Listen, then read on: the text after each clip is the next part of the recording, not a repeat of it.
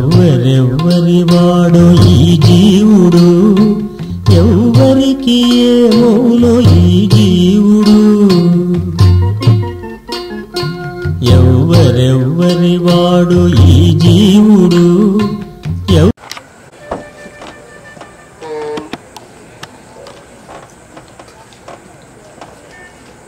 ఓం వాంగ్మే మనసి ప్రతిష్ఠిత మనో మే వాచి ప్రతిష్ఠితం ఆవిరావీర్మయేది వేదస్య మాణీస్తః శృతం మే మా ప్రహాసీః అనేనాదీతేన అహోరాత్రాన్ సందధామి సత్యం వదిష్యామి కృతం వదిష్యామి తన్మామవతు తద్భక్తారమవతు. ఓం శాంతి శాంతి శాంతి.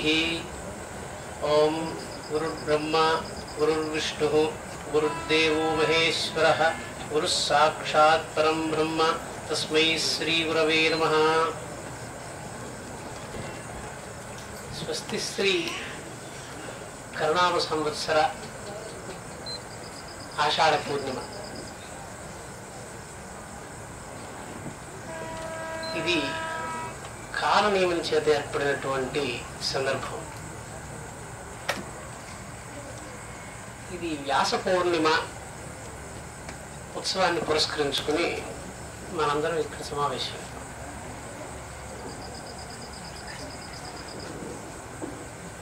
సామాన్యంగా ఉత్సవాలు కాలనియమం చేత జరుగుతూ ఉంటాయి.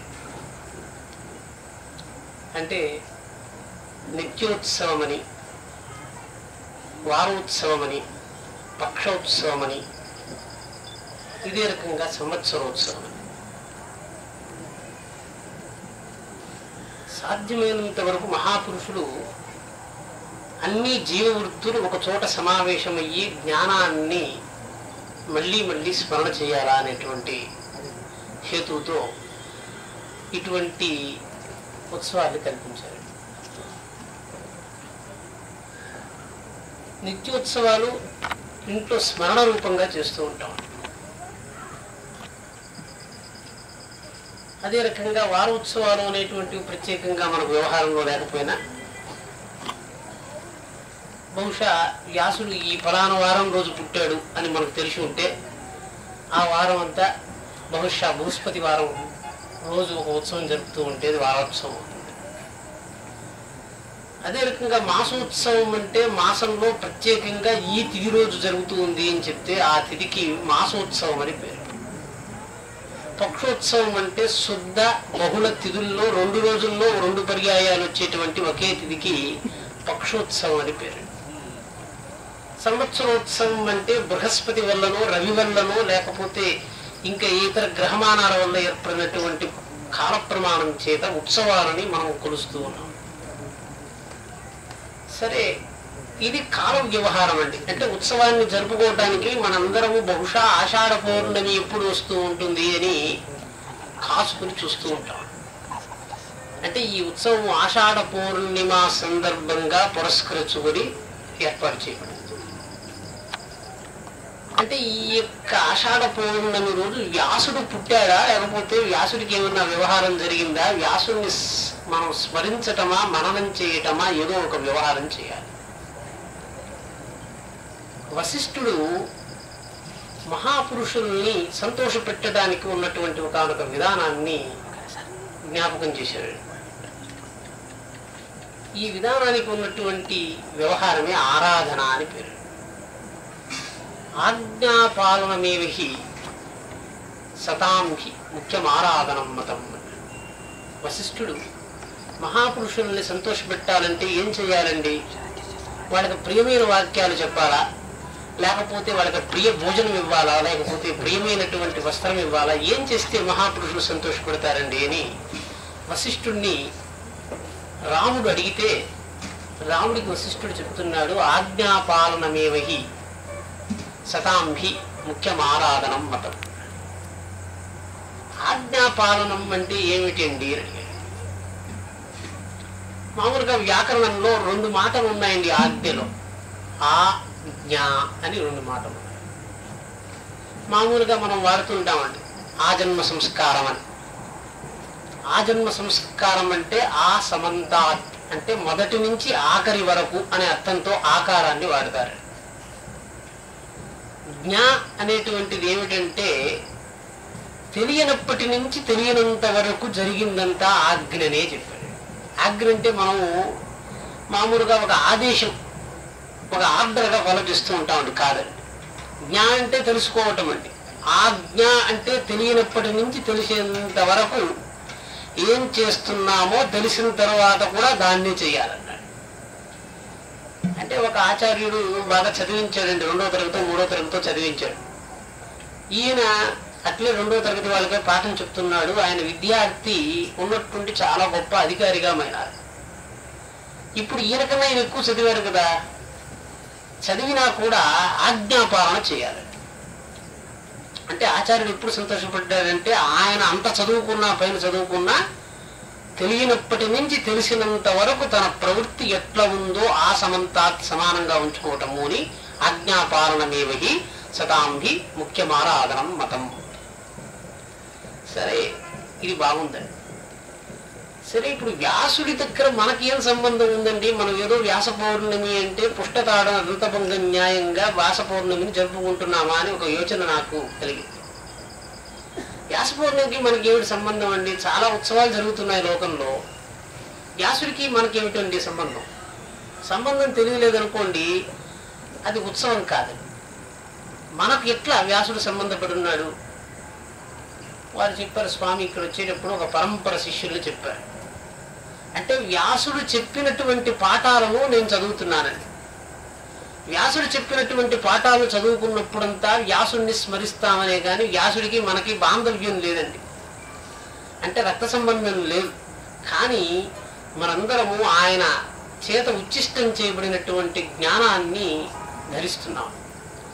ఎప్పుడో ఒక పర్యాయం వ్యాసుని, అయ్యా మిమ్మల్ని ఆరాధించటం ఎట్లా అంటే, అయ్యా నేను చేసినటువంటి పనుల్ని ఎవరు చేస్తున్నారో వాళ్ళందరూ వ్యాసస్వరూపులు అన్నాడు. భాగవతంలో వ్యాసుడి గురించి ఒక ప్రస్తావన వచ్చింది. ఏమిటి అంటే, అయ్యా వ్యాసుడు అనేటువంటి వాడు ఒక వ్యక్తి కాదు, అది ఒక పదమి అన్నాడు.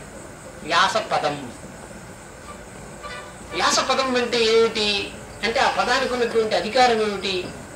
ఎవరు వ్యాస పదంలో నియమించబడతారు అంటే దానికి చెప్పారు, ద్వాపరే వ్యాసాహ అన్నాడు. అంటే ఎప్పుడు వ్యాస పదవి నియమించబడుతుందంటే ద్వాపర యుగ కాలంలో వ్యాసుడి యొక్క నియామకం జరుగుతుంది. సరే, ద్వాపర యుగ కాలంలో వ్యాసుడి యొక్క నియామకం జరిగేటువంటి ఈ యొక్క నియామకాలు ఎన్ని పర్యాయాలు జరిగినాయి? మొట్టమొదట వ్యాస పదవిని అధిష్ఠించినటువంటి వారెవరు అని అడిగారు. మొట్టమొదట వ్యాస పదవిని అధిష్ఠించిన వారు స్వయంగా విష్ణువు అండి, ఆ తర్వాత బ్రహ్మండి, ఆ తర్వాత వశిష్ఠుడు అండి. ఈ రకంగా అగ్ని 28 మంది వ్యాస పదవులని ఒక మన్వంతర కాలంలో శాస్త్రం నియమించింది.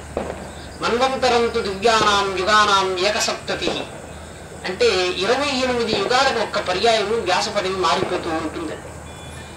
ఒక్క మహాయుగంలో ద్వాపర యుగ కాలంలో వ్యాస పదవి నియమించబడితే అంటే ఇవన్నీ తెలుసుకోవటం వల్ల మనకేం ప్రయోజనం లేదు. కాకపోతే వ్యాసం అంటే ఏమిటి అని అడిగాడు.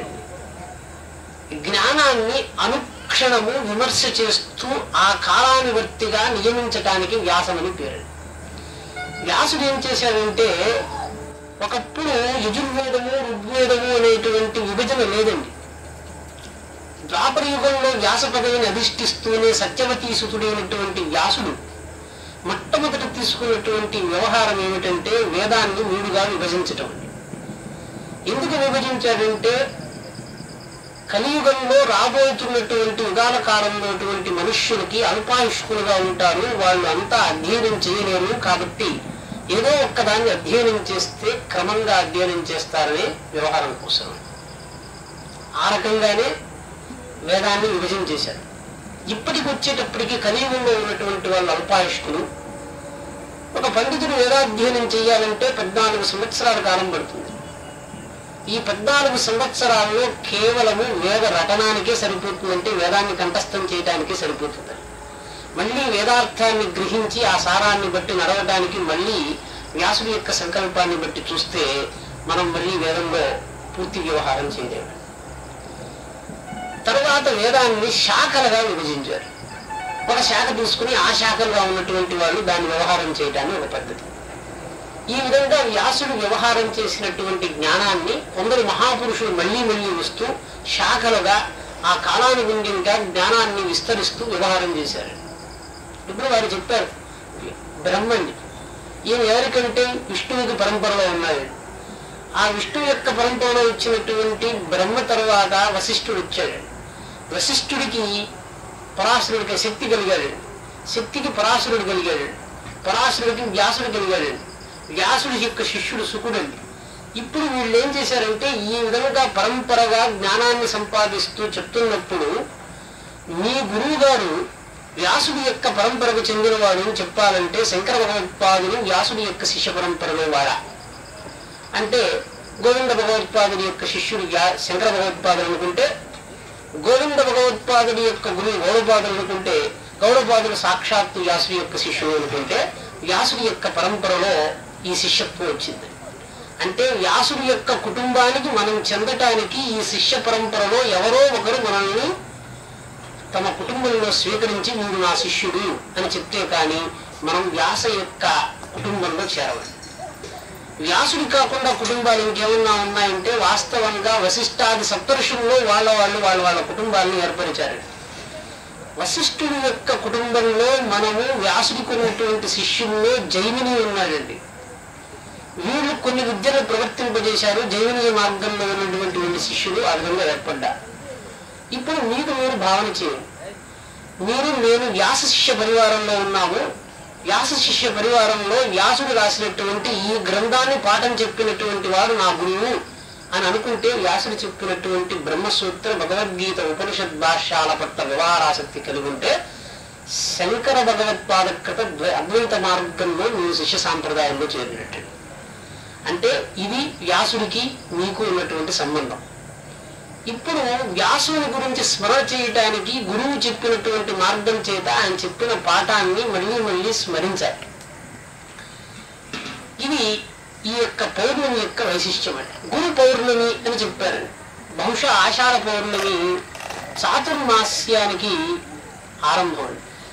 చాతుర్మాస్యం అంటే ఇంతకు పూర్వము సన్యాసులుగా ఉన్నటువంటి వాళ్ళు 8 నెలల కాలం దేశ సంచారం చేస్తూ ఉంటే ఈ యొక్క 8 నెలల తర్వాత ఇప్పుడు ఇంక రాబోతున్నదంతా వర్ష ఋతువు కాబట్టి వర్ష ఋతువులో వాళ్ళకి భోజనాధికారులు దొరకవు కాబట్టి ఎవరో ఒక గృహస్థుని ఆశ్రయించి యాచన లేకుండా కేవలం అధ్యయనశీలంతో ఉంటారు. ఈ అధ్యయనశీలంతో ఈ 4 నెలలు ఉండటం చేత ఈ రోజుటి నుంచి ఇంకా 4 నెలల పర్యంతము చాతుర్మాస్యం వ్రతము ఆచరింపబడుతుంది. చాతుర్మాస్య వ్రతం రోజు శంకర భగవత్పాదుల చేత చెప్పబడినటువంటి పాఠాన్ని భాష్యాన్ని చదువుతూ మననశీలం చేత జ్ఞానాన్ని పునరావృత్తి చేసుకోవటం అండి. ఇక్కడితో పౌర్ణమి యొక్క వైశిష్ట్యం పూర్తయిపోయింది. మనం ఇంకా పౌర్ణమి విశిష్టత తర్వాత ఆ యొక్క మహాపురుషుల యొక్క పాఠాన్ని ఒకసారి స్మరణ చేద్దాం, ఒక 10 నిమిషాలు. అంటే సామాన్యంగా ఈ మధ్య ఈ సంవత్సరం అంతా అప్పుడప్పుడు కాలసమైన వ్యవధి దొరికినప్పుడంతా విచారణ చేస్తున్నప్పుడు గురువుని చేరుతున్న వెంటనే గురువు వల్ల పొందినటువంటి ప్రయోజనాన్ని శిష్యుడు తెలుసుకోలేనట్లయితే శిష్యుడికి ఆలంబన దొరకదు. వెళ్తున్నాం వస్తున్నాం అనటం వల్ల ఏం జరిగిందండి అని అన్వయం చేసుకోవటానికి విచారణ లేకపోవటం చేత ఒక రకమైనటువంటి డైమెన్షన్ మెజర్మెంట్ దాన్ని కొలవటం అవసరం. ఆ కొలవటం తెలియకపోవటం చేత ఏం జరుగుతుంది తెలియటం లేదు. దీనికి ఒక పద్ధతి చెప్తున్నాను. సామాన్యంగా సంశయాత్మకమైనటువంటి ఒకానొక లోక వ్యవహారాన్ని తీసుకోండి. సంశయం అంటే ఏంటండి? మీ మనస్సులో ఏదో ఒక దాని మీద ఒక సంశయం, ఒక వ్యవహారం ఇదా అదా అన్నట్టుగా భ్రమిస్తూ ఉంటుంది. ఈ విషయాన్ని మీరు సంశయరహితంగా చేయటం పుణ్యమని శాస్త్రం చెప్పింది. అంటే బుద్ధి ప్రవర్ధనం పుణ్యం తత పాప ప్రణాశనం. గురువు దగ్గరికి వెళ్ళటం వల్ల పుణ్యం వస్తుంది. అంటే గురువు వల్ల బుద్ధిని పొంది మనస్సులో ఉన్నటువంటి దాన్ని మనకు బుద్ధికి చేరుస్తామని ఈ సంవత్సరంలో దాదాపు ఒక 2-3 నెలలు ఈ పాఠాన్ని మనం చదువుతున్నాం. సరే, ఇక్కడ వచ్చేటప్పుడు కష్టం ఏమొచ్చింది అంటే లోకంలో జ్ఞానము విజ్ఞానము అని ఉన్నట్లే మలం కూడా, అంటే బలబలాలు ఎప్పుడు కలిసి ఉంటాయి. బలబలాలు కలిసి ఉంటాయని ఎందుకు చెప్పవలసి వచ్చిందంటే, ఇప్పుడే ఆచార్యులతో మాట్లాడుతున్నప్పుడు ఒక సందర్భం ఏమొచ్చిందంటే 3 మాటలు శాస్త్రంలో వాడుతుంటారు. అది ఏమిటంటే అమలం, విమలం, నిర్మలం, శుద్ధం అని. అమలం అంటే ఏమిటి అని అడిగాడు. అమలం అంటే ఎటువంటి దోషము లేనిది అన్నాడు అనుకోండి. విమలం అంటే దోషం కూడా బలమే అన్నాడు. అదే అమలం అంటే దోషమే లేదు అన్నాడు. ఇది ఎట్లా ఏర్పడిందంటే, జీవుడు తన యొక్క స్వరూపాన్ని 2గా విభజించుకున్నాడు. ఇష్టము, అయిష్టము అని 2గా విభజించుకున్నాడు. ఇష్టమైనదంతా బలమని, అయిష్టమైనదంతా మలమని అనుకోవటం మన స్వభావం అండి. లోకంలో బలబలాలు లేవు, కానీ జీవుడి యొక్క ఇచ్ఛానుసారము బలము మలము ఏర్పడ్డాయి. ఇప్పుడు జీవుడు కేవలము బలాన్ని గ్రహించి మలాన్ని వదిలిపెట్టేయాలి అని సంకల్పం చేసినప్పుడు ఏ రకంగా చేస్తే అది సాధ్యపడుతుంది అని చెప్పటం కోసము శాస్త్రం ఆవిర్భవించిందండి. దాంట్లో మనం ఎవరినో ఒకరిని రక్షించాలి కదా. అహంకారం అనేటువంటి దానికి శాస్త్రం ఒక నిర్వచనం చెప్పింది. స్వతఃపూర్ణ పరాత్మాత్ర బ్రహ్మశబ్దేన వర్ణిత అస్మీత్యేక పరామర్శ తేర బ్రహ్మ భవామ్యహం అంటే, ఇది చెప్పటానికి అహంకారము ఈ మార్గంలో సంచరిస్తే సుఖంగా ఉంటుంది, ఈ మార్గంలో సంచరిస్తే కష్టంగా ఉంటుంది అని చెప్పాలండి. ఇష్టం అంటే ఒక మార్గం, అయిష్టం అంటే ఇంకొక మార్గం అండి. ఇక్కడ మార్గం అనేటువంటి పదం వచ్చింది కదా. ఈ సందర్భంలో ఈ రోజు ఉదయమే మా ఆచార్యుల వారితో మాట్లాడుతూ ఉంటే ఒక మాట చెప్పారండి. మార్గం అంటే ఏమండి అని అడిగానండి నేను. వారు మార్గం అంటే ఏమిటి తెలుసా మీకు? మృగం చేత చరించబడింది మార్గము అన్నాడు. మామూలుగా అరణ్యమంతా దారి లేకుండా కంప వేసి ఉందండి. ఆ దారిలో మొట్టమొదటి ఎవరు నడుస్తారండి? మృగాలు నడుస్తాయండి. మృగం చేత నడవబడింది కాబట్టి అది మార్గం అయ్యింది. అంటే మొట్టమొదట ఎవరో ఒకరు నడవాలి. ఎవరో ఒకరు మొట్టమొదటి నడిస్తేనే తర్వాత నేను నడుస్తాను అని చెప్పేవాడు శిష్యుడైనాడు. అంటే ఏమైంది? కంప పోసున్నారు. ఇదే చోటికి మనం వచ్చాము. వచ్చినప్పుడు ఇక్కడంతా కంప ఉండిందండి. ఆ కంపను తీసేయటానికి ఎవరో ఒకడు నేను ముందరికి వెళ్ళి ఈ కంపను తీసేస్తాను, తర్వాత మీరు నడవండి అని చెప్పాడు కదా. ఈ చెప్పినటువంటి వాడు మార్గాన్ని ఏర్పరిచాడు. అంటే మార్గాలు చాలా ఉన్నాయండి. తెలియనటువంటి గమ్యము కలిగినటువంటి మార్గంలో నేను నడవను అని మనందరం సంకల్పించామండి. ఒక రోడ్డు మీద వెళ్తున్నానండి. ఎక్కడికి వెళ్తున్నానంటే ఈ దారి ఎక్కడికి తీసుకెళ్తుందో అక్కడికి వెళ్తామనేవాడు ఒకటైతే, ఈ మార్గం అక్కడికి తీసుకెళ్తుంది కాబట్టి అక్కడికి వెళ్తామనేవాడు ఇంకొకడు. ఇక్కడ 3 మాటలు ఉన్నాయి. తత్వ మార్గానుసారం అని ఒక మాట ఉంది. తత్వ మార్గానుసారం అంటే తత్వం అనేటువంటి మృగము ఒక వ్యవహారం నడిపిందండి. ఈ తత్వం అనేటువంటి మృగము నడిపినటువంటి దాన్ని అనుసరించి నేను వెళ్తాను అని చెప్తే తత్వ మార్గానుసారం అయింది. ఇక్కడ గురువులో ఉన్నటువంటి మలం 2 కలిసి ఉన్నాయి.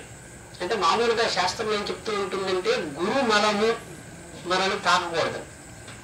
దీన్ని తాకటానికి ఒక సూత్రాన్ని మీకు చెప్పి నేను ముగిస్తాను. గురువు యొక్క మలం ఎట్టుంటుందండి అంటే, ఇంతకుముందే చెప్పానండి, నాకు వద్దు కావాలి అన్నది ఒకటి గురువులో ఉన్నదండి. గురువు పూర్ణస్వరూపుడు, పరమాత్ముడు పూర్ణస్వరూపుడు.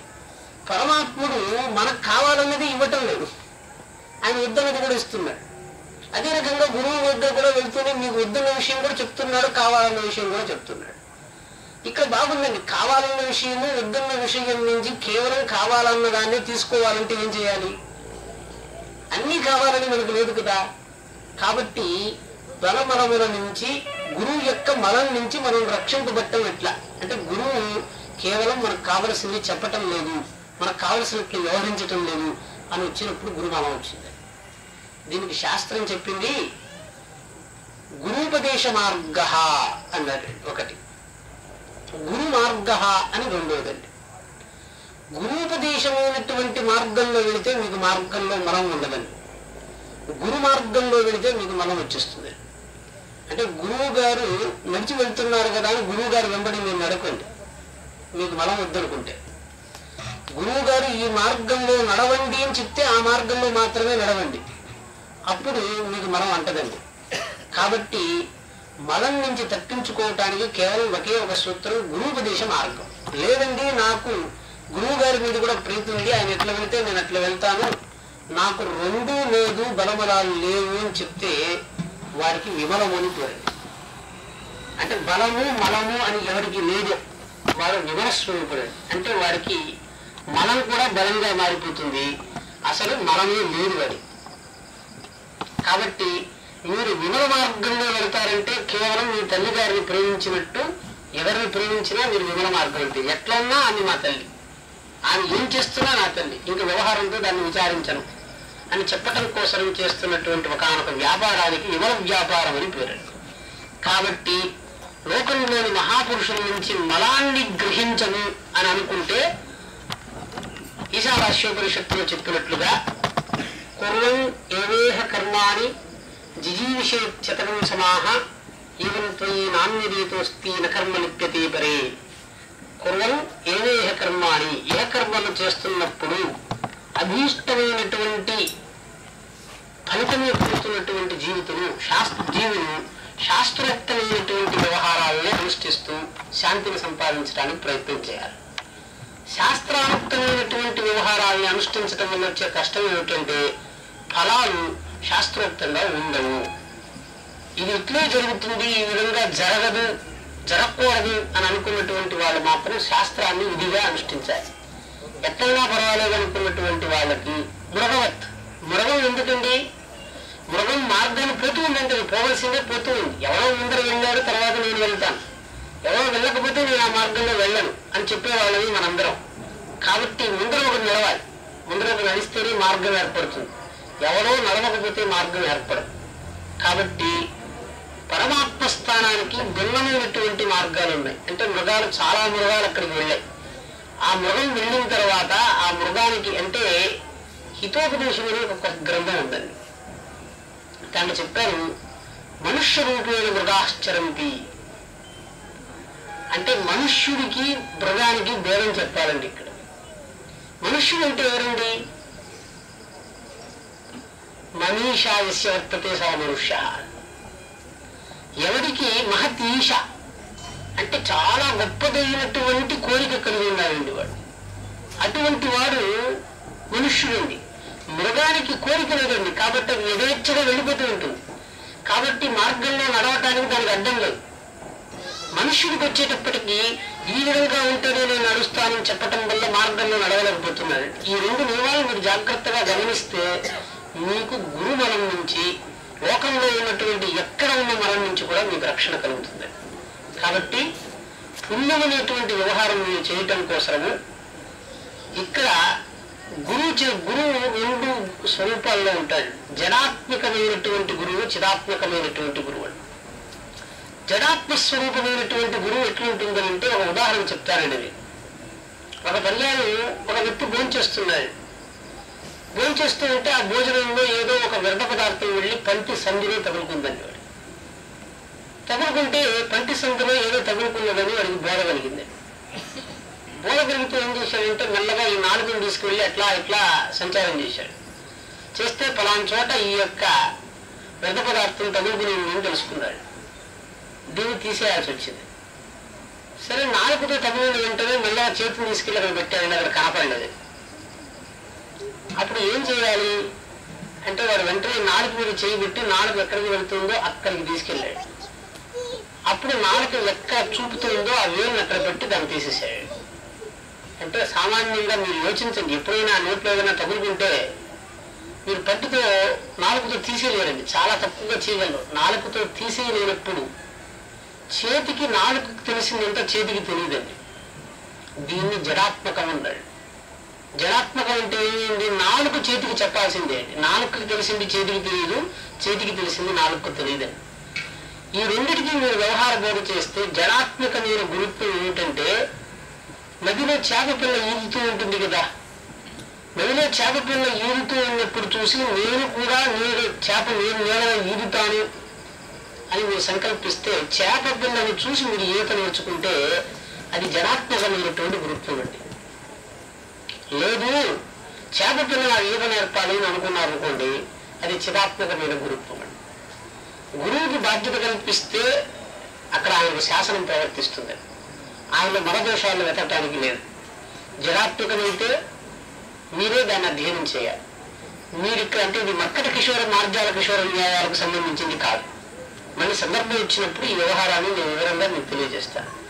కాలాతిక్రమణం కాకుండా ఉత్సవాన్ని పూర్తి చేస్తున్నాను. నారాయణ స్వస్తి.